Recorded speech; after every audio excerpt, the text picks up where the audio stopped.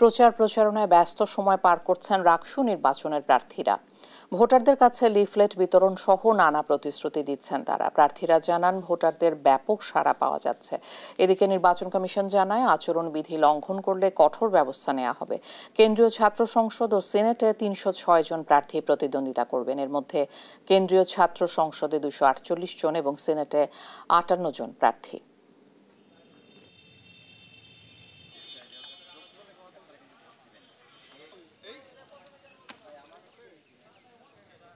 প্রতিটা ভোটারের দ্বারে দ্বারে পৌঁছানোর চেষ্টা করছি। আমরা গতকালকেও আচরণবিধির মধ্যে 10টার মধ্যে আমরা প্রচারণা শেষ করেছি এবং আজকে সকালে প্রচারণা শুরু করেছি। আমরা ব্যালট নাম্বার পাওয়ার পর আমাদের প্যানেলের যারা আছে তারা নিজের পকেট থেকে হাত খরচের টাকা থেকে ৫০০,০০০ যে যত টাকা পেরেছে দিয়ে আমরা সেই টাকাটা জড়ো করে নিয়ে প্রেসে গেছি। প্রেসে যে আমাদের লিফলেটের কাজগুলো করেছি। রাকসুকে কেন্দ্র করে কেউ কোনো রকম কোনো যদি অস্থিতিশীল পরিস্থিতি সৃষ্টি করে, ভ্রাম্যমাণ ম্যাজিস্ট্রেট থাকবেন ফৌজদারি কার্যবিধির আন্ডারে। সেই ম্যাজিস্ট্রেট যে কোনো সময় যে কাউকে দণ্ড দিতে পারে। রাকসুর প্রচার প্রচারণার আরও খবর জানাতে সরাসরি যুক্ত হচ্ছেন সহকর্মী কাজী শাহেদ। শাহেদ, ভোটারদের সাড়া পাওয়া নিয়ে কি বলছেন প্রার্থীরা?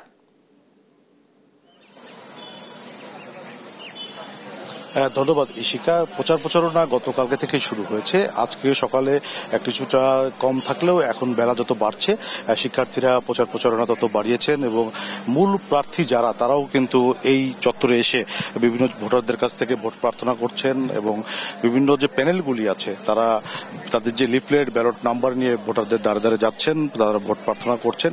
আগামী 25 সেপ্টেম্বর রাজশাহী বিশ্ববিদ্যালয় কেন্দ্রীয় ছাত্র সংসদ, সিনেট এবং হল সংসদের যে ভোট গ্রহণ হবে সেখানে যে যত তাড়াতাড়ি প্রার্থীদের ভোটারদের কাছে পৌঁছতে পারছেন তার যে কৌশলগুলি তারা সেগুলো নিচ্ছেন। আমরা একটু প্রার্থীদের কাছ থেকেই শুনতে চাই ভোটের মাঠের কি অবস্থা, একটু আপনার কাছ থেকে জানতে চাই। প্রচার প্রচারণা তো শুরু হয়ে গেছে, একটা জমজমাট রাকসু প্রত্যাশা সাধারণ শিক্ষার্থীরা করছেন, আপনারা কিভাবে দেখছেন প্রচার প্রচারণা? দীর্ঘদিন পরে ক্যাম্পাসে একটা উৎসব মুখর আমেজপূর্ণ একটা পরিবেশ তৈরি হয়েছে। আপনারা অবগত আছেন যে ৩৫ বছর হচ্ছে শিক্ষার্থীরা তারা তাদের ভোটাধিকার হরণ করা ছিল এক প্রকার জাতীয় নির্বাচনের মতোই, কিন্তু সেটা ফিরে এসেছে। এখন আমরা দেখতে পাচ্ছি শিক্ষার্থীরা উৎসব মুখরভাবে তারা প্রচার প্রচারণা করছে। ক্লাসরুম বলেন, চায়ের আড্ডা বলেন, তারা তাদের প্রার্থী নিয়ে নানা আলোচনা সমালোচনা করছে। তারা যেন ভোটের মাধ্যমে যোগ্য প্রার্থী নির্বাচন করতে পারে, কারণ তাদের ভোটের মাধ্যমে যে প্রার্থী নির্বাচন করবে দেখা যাচ্ছে যে তাদের উপর ডিপেন্ড করবে রাজশাহী বিশ্ববিদ্যালয়ের আগামী 1 বছরের ভবিষ্যৎ। ধন্যবাদ। আমরা একটু আপনার সঙ্গে কথা বলতে চাই, একটু জানতে চাই যে ভোটার তো বাইরে বেশি ক্যাম্পাসের থেকে, যারা ছাত্রাবাসগুলিতে থাকেন সেখানে ব্যক্তি হচ্ছে কিনা প্রচারণায়?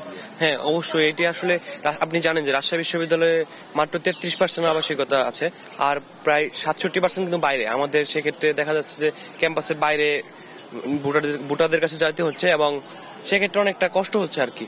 আর এখন আপনি জানেন দুই একদিন থেকে বৈরী আবহাওয়ার কারণে বৃষ্টির মধ্যে ভিজে প্রার্থীরা অনেকে কষ্ট করে মেসগুলোতে পৌঁছানোর চেষ্টা করছি। ধন্যবাদ আপনাদেরকে। আমরা যে এখানে প্রার্থী যারা আছেন তারা প্রচার প্রচারণা চালাচ্ছেন, তাদের ব্যালট নম্বরগুলি নিয়ে প্রার্থীদের কাছে যাচ্ছেন এবং গতকালকে থেকে যেহেতু বৃষ্টি হচ্ছে থেমে থেমে, ফলে প্রার্থীরা কিছুটা বেকায়দায় পড়ছেন প্রচার প্রচারণা চালাতে গিয়ে। তো বৃষ্টিটি না হলে হয়তো আরো জমজমাট হবে, তবে দিন যত যাচ্ছে আবহাওয়া ভালো হচ্ছে এবং প্রার্থীরা ব্যালট নম্বর পেয়ে গেছেন, তারা তাদের পোস্টার নিয়ে লিফলেট নিয়ে ভোটারদের দ্বারে দ্বারে যাচ্ছেন।